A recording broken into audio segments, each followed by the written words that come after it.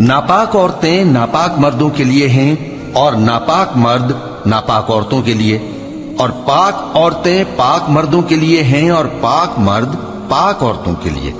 یہ پاک لوگ ان جھوٹوں کی باتوں سے بری ہیں